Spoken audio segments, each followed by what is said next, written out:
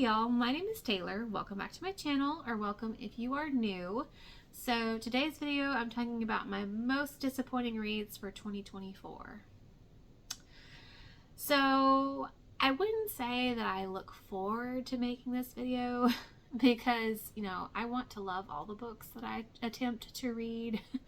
But I will say I do enjoy watching other people's version of this video. Primarily because, and this is the same reason I'm making this video, because I'm sure other people feel the same way, if I have similar reading taste to someone, I trust their opinion. It helps me be on the lookout or avoid certain topics that are not kosher with me, certain content that I can just avoid and read something else that I really want to read and not waste my time. Yeah, so that's why I'm making this video. I really don't like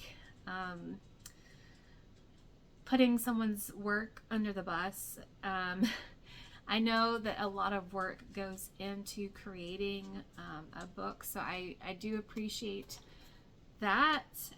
However, I do think that there are certain readers that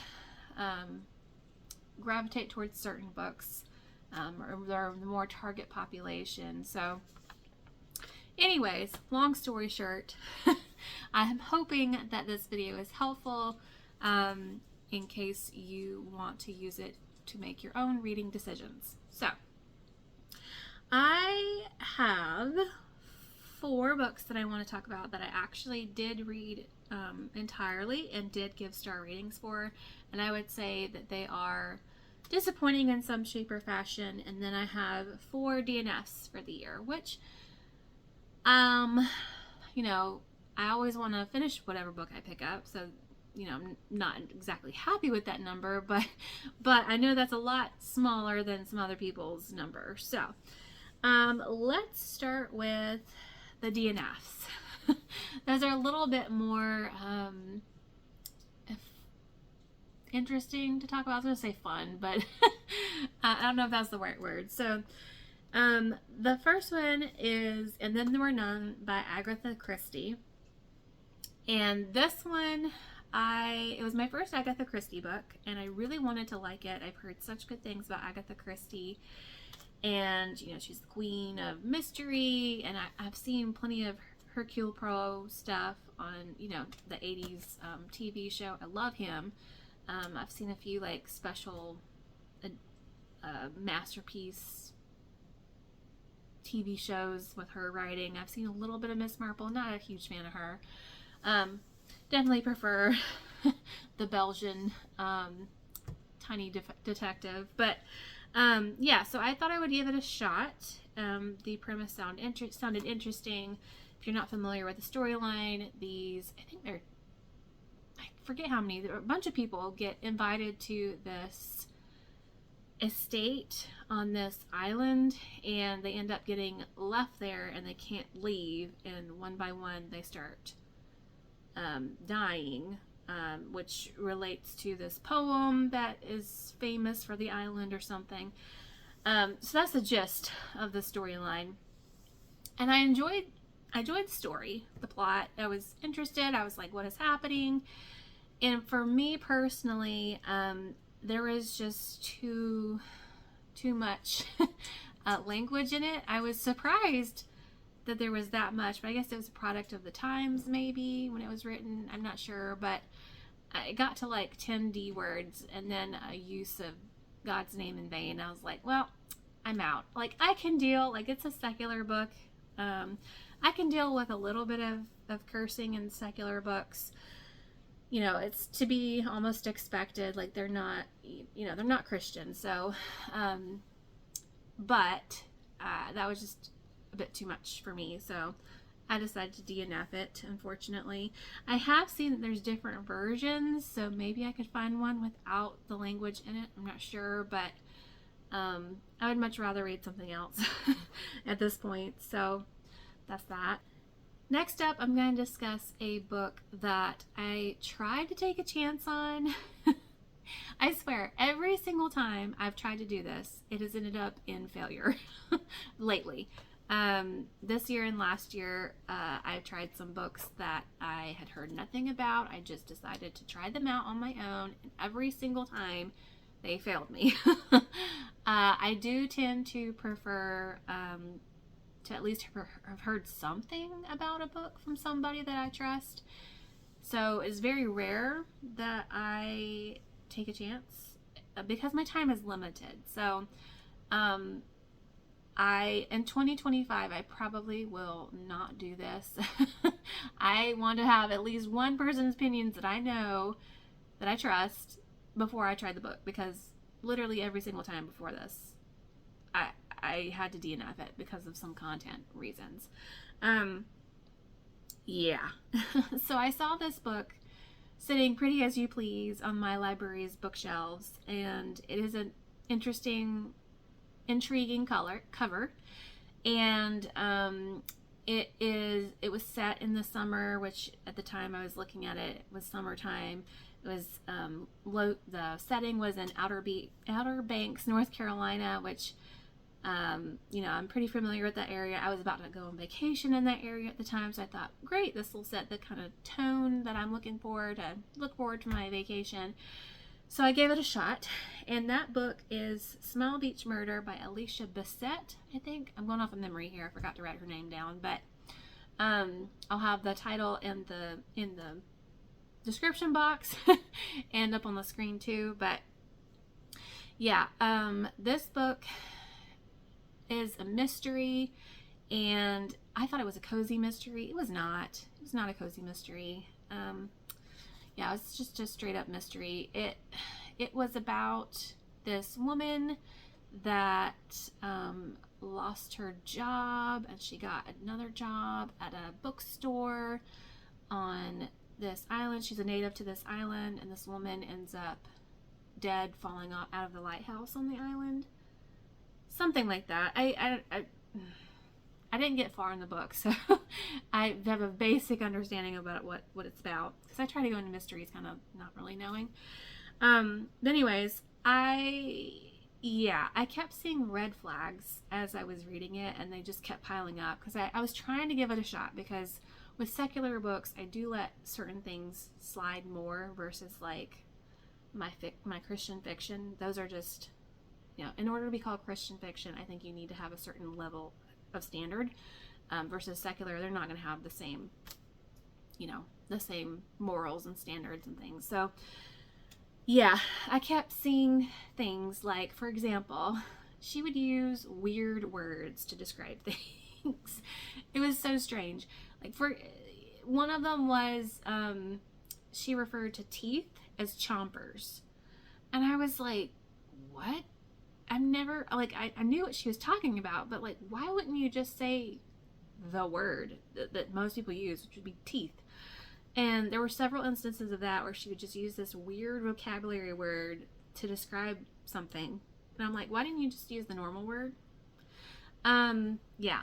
And then there was a portrayal of Christians that I did not care for at all. It was these two characters that were like super privileged and rich, and looked down on people and judged them, and had a holier than thou, I'm better than you vibe going on with them. And I was like, this doesn't give a good rap to Christians at all. There was that the main character, she was delivering a book to like this granny woman, and it was like a smut book. I was like, okay, that's weird. Yeah, but the thing that took the cake that made me DNF it for sure, was just too much, was again a use of vocabulary that was just weird, and it was describing the lighthouse in an adjective that is usually used to describe the male anatomy, a specific part of the male anatomy. And I was like, what? Why are you equating a lighthouse to that? Like, my mind did not even go there until you made it go there. What? So, and there was absolutely no cause. It was just out of the blue. Like there was nothing sexual going on in that paragraph. It was just used as a descriptor of the lighthouse. And I'm like, out of all the adjectives you could have used, you chose this word. Like, really? And it can only mean one thing, and I don't know why she used this word to describe a lighthouse. You only use that word to describe that part of the body. So I was like, does she not know how to use certain words and what they mean? So anyways, I was like, I'm done. I am done with this mess. It is not worth it. So yeah.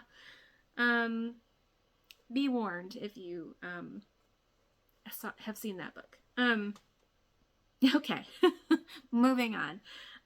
Next I have To Catch a Pirate by Jade Parker, and this was on my shelves. It is a remnant of the past, of Taylor's past. This book I loved growing up as a teen. It's pretty short. It's a pirate romance, young YA. It's definitely YA, but it did not capture my attention anymore, and there were a couple of cuss words in there. You know, it's kind of to be expected because the person who said them is a pirate. Like, I get it. They said whatever they wanted to back then. So I just decided, I'm just gonna get it. I took it off my shelves and I donated it somewhere. Or I don't know what I did with it. I might have tried to sell it. I don't remember. It is no longer on my shelves. It didn't capture my attention anymore. And then probably my most disappointing read for 2024, because I didn't even finish it, is Of Golden Shadows by Michelle Griep. And this one, I was so disappointed because I pre-ordered this book. I don't pre-order many books. You know, I try and be selective about that because, you know, finances. I have liked other books by this author in the past. The cover is gorgeous. Like, as soon as I saw it, I was like, I'm reading that. I don't care what it's about. I'm reading it, and it is so gorgeous.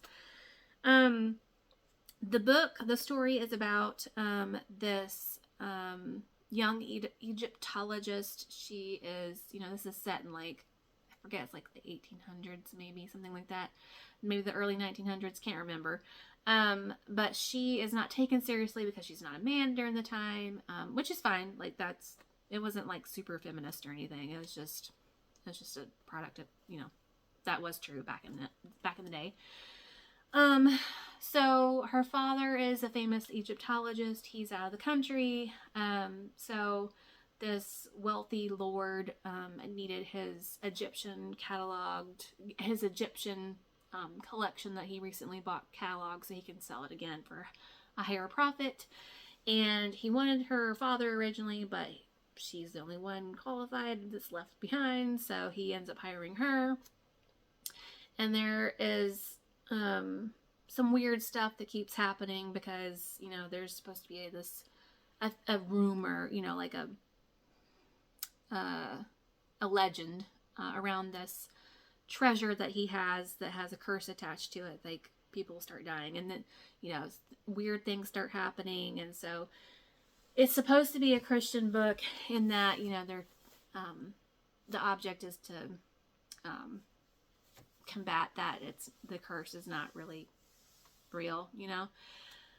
However, so I was reading it and I didn't really care for the main characters too much. I didn't really feel attached to them. So my main problem with this book that made me stop reading it was the scene where the two main characters are getting to know each other better. They're having dinner together, and she asks him, like, tell me about yourself, you know, some things And so he says a couple of things, like he's even dyslexic, but at the time they didn't know what that was.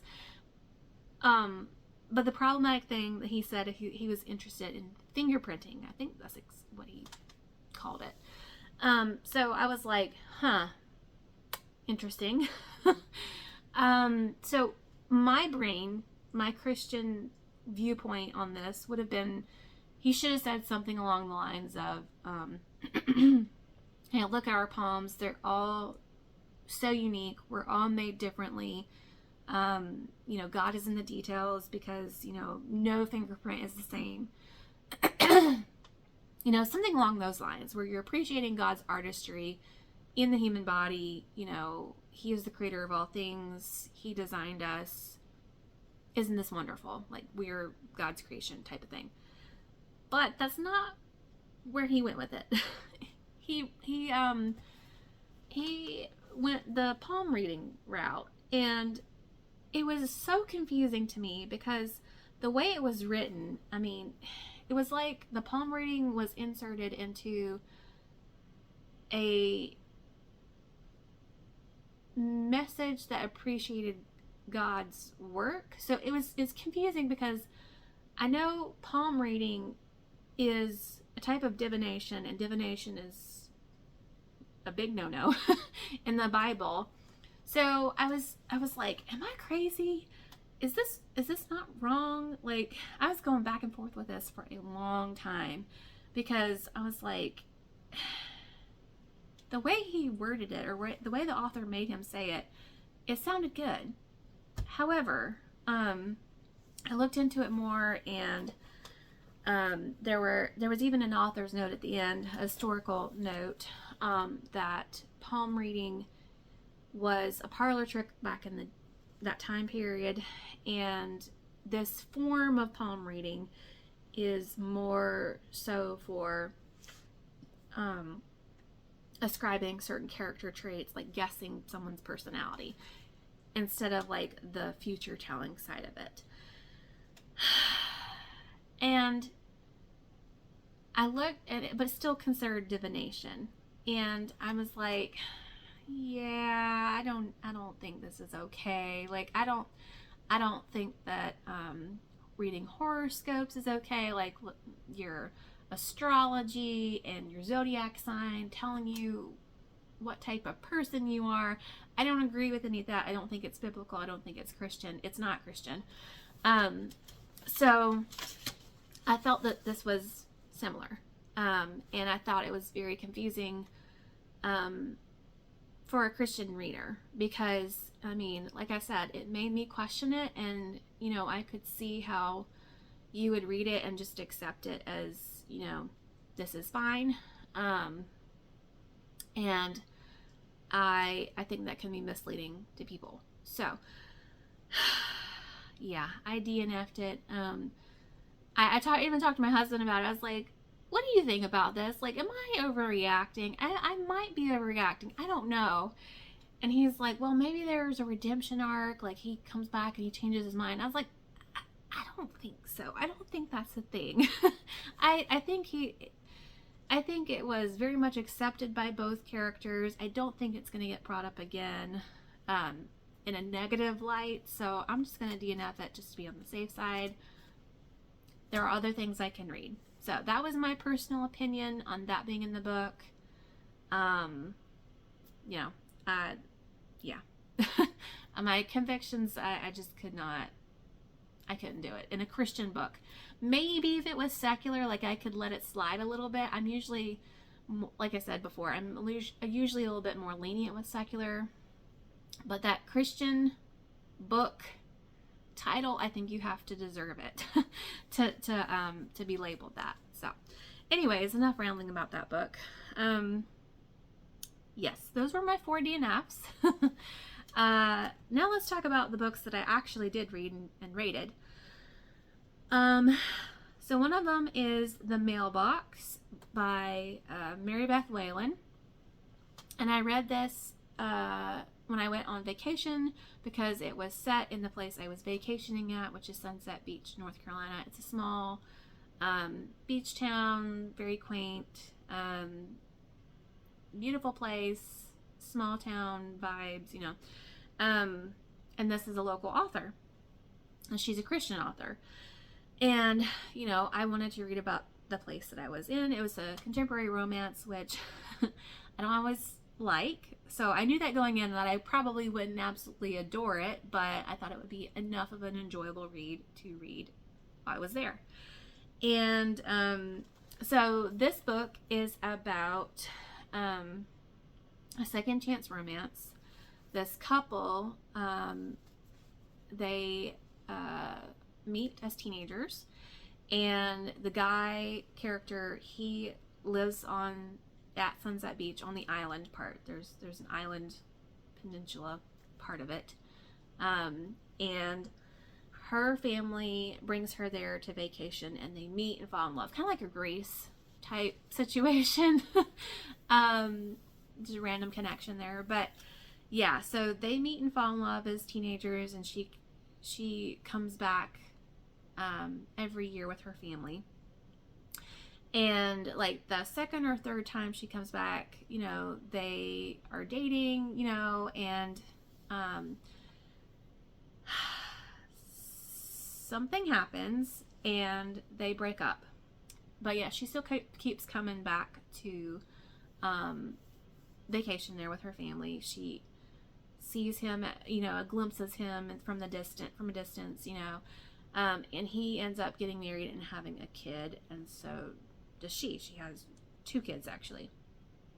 So she ends up coming there with her husband, and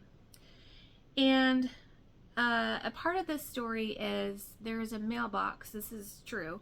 There's a mailbox on the island that it's kind of like local legend type of stuff, where, you know, this mailbox shows up on the beach, like way out at the tippy end of the island, where there's no houses or anything. It's a bird sanctuary actually, and it says the kindred spirit on the side of it, and like visitors would write letters, you know, whatever they had on their mind, they would write a letter to kind of, I guess, get some emotional turmoil out or something, or write down memories, you know, that type of thing.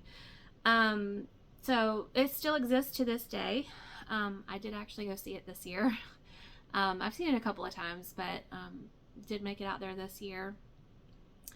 And so yeah, there is supposed to be someone that lives on the island that is the caretaker of the mailbox and takes the letters in. And the book said that this person prays over these people's lives and what they're writing about, which, if that's true, that is awesome. I don't know if that's true. Nobody's supposed to know who the kindred spirit is. So I don't know if that's still true or not, or if it was even true to begin with. But yeah, so the female main character has written letters each year she comes, and just kind of sharing, like catching the kindred spirit up on what's been happening every year. So, you know, that's a decent storyline, I think. You know, like the kindred spirit mailbox being thrown in there is pretty cool. So my problem with it is that there was pining on both characters' sides while they are each married to other people. And it just, they both end up getting divorced from their respective spouses. And so that's whenever they get back together. Yeah. There was more so pining on his end. You know, I get it that you made a mistake, but you're married to somebody else, so you should not be thinking about this other person. And then, so whenever they meet up again and they're both divorced, well, they're not, she's not divorced. The guy is divorced. She's not divorced, but they're separated, about to get divorced. And so her husband, this is probably a spoiler. If you don't want to know, if you want to read the book, skip over those parts until I have another book up on the screen. So her husband comes back. He's a cheating cad, which is why they're being separated. And so he tries to come back while she's vacationing with the kids, and he like wants to start a physical relationship with her, like be with her as fully man and wife again. And he like tries to weasel his way in, but yet she's still interested in this other guy, and she still goes out with him. And I just felt, I was like, I probably should have DNF'd it, but I didn't. Hindsight's 2020. I would DNF it now if I could go back and redo that decision. But yeah, it was a lot of like cheating and that type of stuff. Lots of cheating in this book. And I'm not a fan. I don't think that's okay. If you're married to somebody, you are married to that person. Yep. So yeah, I don't remember if I said, but I rated that book 2 stars because of that. Okay, so the next 3 books I read, I did enjoy them. They might have had some problems here and there, but I would still loosely recommend them. So, actually, all 3 of them I rated 3 stars. Actually, no. I think one of them I rated 2.5. Anyways, rounded up to 3 stars. I just, personally, I had some kind of issues, but it wasn't like something blatantly wrong with them. So one of them is Never Fall Again by Lynn H. Blackburn. And this one is a romantic suspense. It is about this woman who is a widow. She has a kid. She's running away from her past, so to speak. Something happened with her husband. She's just running away. She moves to a new town, and well, she's been there 3 years by the time the story starts.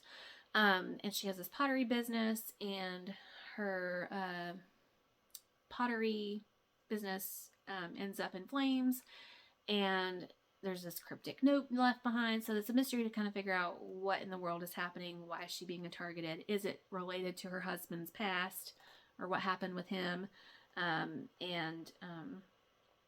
Yeah, it's set in the North Carolina mountains, which is one of the things that drew me to it. I buddy read this with Samantha from Faith and Books, and I'm so glad I read it with her because, yeah, we have very similar thoughts on this book, and I appreciate that she and I did have similar thoughts because I have seen good things about this book, and I felt like I was the minority opinion. So it was validating to have someone reading it at the same time who felt similarly to me. So one thing is it's marketed as romantic suspense. The suspense is very, very, very light. When I read a suspense book, I want it to be suspenseful. I want to be on the edge of my seat. I want to be like engaged. I want, like, what is happening? I did not feel that for this book. In fact, the suspenseful parts, I was like, yeah, whatever. I was like, I should care more about what's happening, but I don't. It's like they happened too quick. They weren't described well enough for me. It was like the author described stuff that she should have gone into detail more.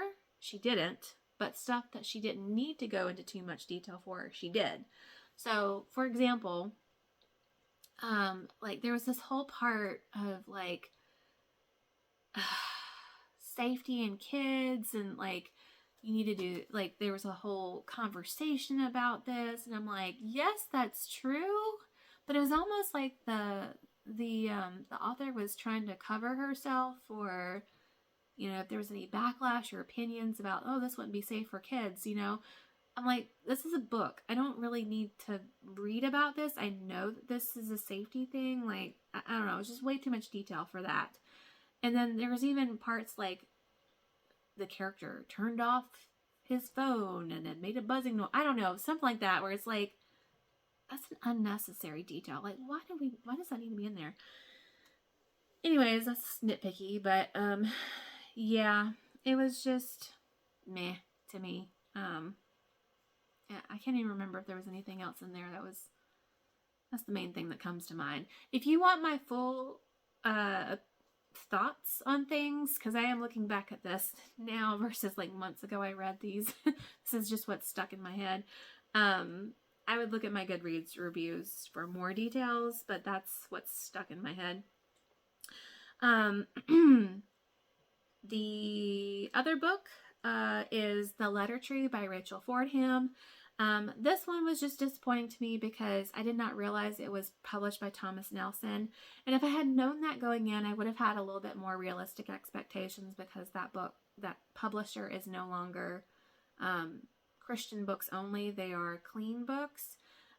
So there was some like themes in there that were not Christian, like follow your heart type of thing.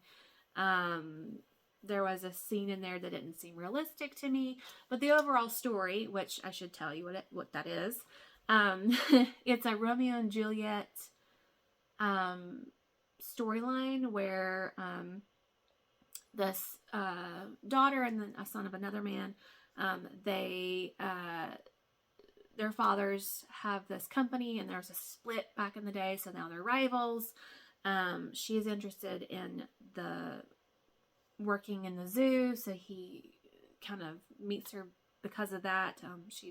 Somehow a letter ends up in a tree, and then they write back and forth, and eventually they find out who the other person is. And I think there might have been some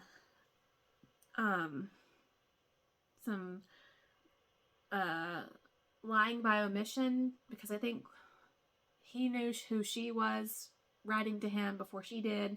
He kept it from her or something like that, and I can't stand that. I really can't. I don't like the lying by omission things. So I don't typically like that storyline. So, but it was still cute. You know, it was a love story. It was interesting to see like Romeo and Juliet, and I think this is like the 1920s maybe. The parts about the zoo were interesting. It just was okay for me. The next book I'm going to talk about is my favorite out of all of these, which isn't saying a lot, but I did still enjoy it. I rated it 3 stars, like I said. And this was just a personal preference thing. This was a me problem, probably. It's not necessarily anything wrong with this book. So this is a King Thrushbeard fairy tale retelling, and that fairy tale is about a princess that is like super snobby, snarky, you know, like really rude, horrible person. And she is refusing any and all suitors. So the king is like, you're going to marry the next person that walks in the door. And that person is like the least desirable person imaginable to her. Like, you know, just this grungy, disgusting type peasant that she would not want to marry. So, you know, the moral of the story is she learns her lesson and grows from it, I think. I've only read 2 King Thrushbeard retellings, and they both have the same storylines. I don't know if the original fairy tale has that component in it, but anyways, the retellings do. So this particular one, her new husband is on a quest, and she kind of goes along and helps. And so that's the part that I really liked. I liked the adventure part of it, the setting. This isn't a make-believe world that's very reminiscent of Hawaii. It's gorgeous. The scenery is so descriptive. Felt like I was there in the tropics. You know, it was very, very enjoyable, that part of it. Like the plot line was good. I did not personally care for the romance, which is why I knocked the rating down. Because I felt like she was just way too bratty, way too snarky. Like she just didn't get over herself for the longest time. I was about to say, there was a lot of mentions of eye rollings, and then I started to eye roll, and I was like, oh my gosh. There was a lot of mentions of eye rolling in this book. Like every character in here eye rolled at least once. Every single character, I feel like. But the main characters eye rolled the most, especially her. And I was like, this is a lot of eye rolling. Like I am seeing this. yeah, I found that slightly annoying. Her backstory just didn't really make sense to me. So anyways, yeah, I know some people really, really love this one, so I would give it a chance if it sounds remotely interesting. Just didn't quite vibe, the romance didn't quite vibe with me. So that's all I'll say about that. Okay, so that's everything. Let me know if you have read any of these, what your thoughts were on them. I'd be very interested to know if you felt similarly or felt differently. Let's have a conversation about it. I always am interested in what y'all's opinions are, even if they're different from my own. I find that so interesting. Yeah, I appreciate y'all watching, and I will see you in the next video. Bye, y'all.